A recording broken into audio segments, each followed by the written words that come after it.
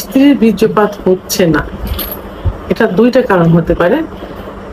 একটা হলো যে যদি আপনি নিজে অক্ষম হন, অর্থাৎ আপনার যদি দ্রুত বীর্যপাত হয়ে যায়, সেক্ষেত্রে স্ত্রীর হচ্ছে না, আপনার হয়ে যাচ্ছে, সেক্ষেত্রে কিন্তু আপনি দ্রুত বীর্যপাতের সমস্যায় ভুগছেন।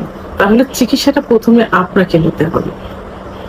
আচ্ছা, আরেকটা হলো যে যদি স্ত্রীকে আপনি সবার ঠিকই সময় দিচ্ছেন, ৫-৭ মিনিট কি ১০ মিনিট সময় দিচ্ছেন, কিন্তু তারও বেশি দিচ্ছেন, কিন্তু স্ত্রী বীর্যপাত ঘটাতে পারছেন না, সেক্ষেত্রে আপনার মনে করতে হবে যে আপনার স্ত্রী যৌন অক্ষমতায় ভুগছেন। কারণ পুরুষের যেমন সেক্স হরমোন আছে, টেস্টোস্টেরন হরমোন, মহিলাদেরও কিন্তু সেক্স হরমোন আছে, ইস্ট্রোজেন হরমোন। পুরুষের সেক্স হরমোন কমে গেলে যৌন অক্ষমতায় ভোগে, মহিলাদেরও সেক্স হরমোন কমে গেলে যৌন অক্ষমতায় ভোগে। সেক্ষেত্রে আপনি কি করতে পারেন, আপনার স্ত্রীকে একজন অভিজ্ঞ সম্পন্ন রেজিস্টারকৃত হোমিওপ্যাথি আয়ুর্বেদিক ডাক্তারের শরণাপন্ন করাতে পারেন। ডাক্তার সঠিক চিকিৎসার মাধ্যমে তার এই দ্রুত বীর্যপাত ঘটানো যে সম্ভব হচ্ছে না, অর্থাৎ তিনি যে যৌন অক্ষমতায় ভুগছেন, এর থেকে বেরিয়ে আনতে সম্ভব হবেন। অর্থাৎ সঠিক চিকিৎসার মাধ্যমে এটা ঠিক করা যাবে।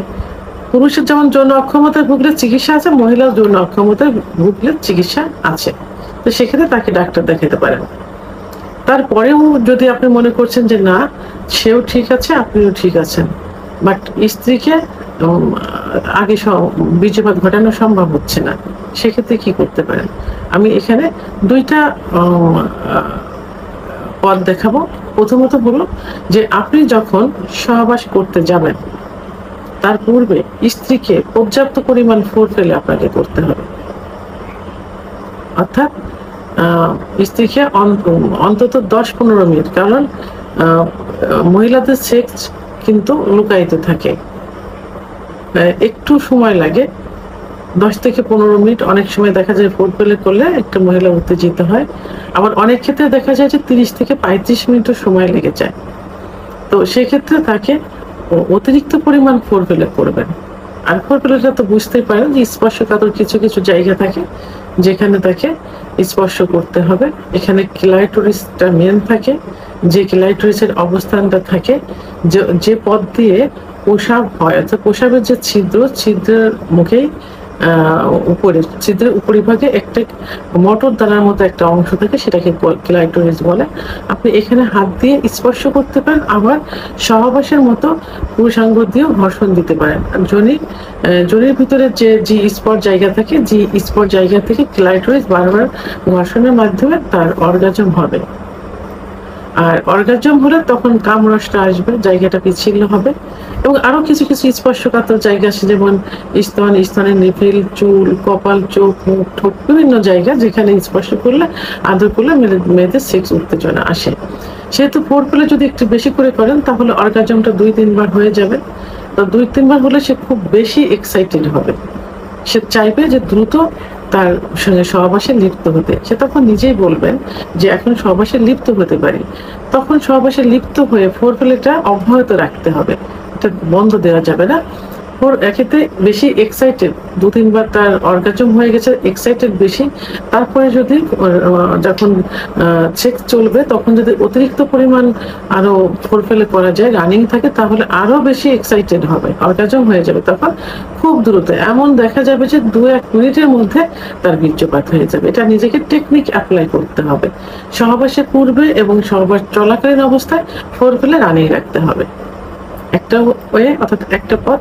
আর একটা পথ হলো যখন সহবাস করা হয়, সাধারণত স্ত্রী বেডে শায়িত থাকে আর স্বামী উপর থেকে সেক্স করে।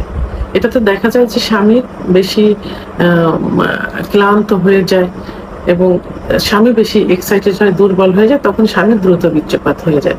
তো সেই ক্ষেত্রে যে টেকনিকটা অবলম্বন করেন, বিভিন্ন পজিশন চেঞ্জের মাধ্যমে আপনি নিজে, অর্থাৎ স্বামী নিচেই বেডের উপর শায়িত হবেন, উপর থেকে স্ত্রী সহবাস করবেন।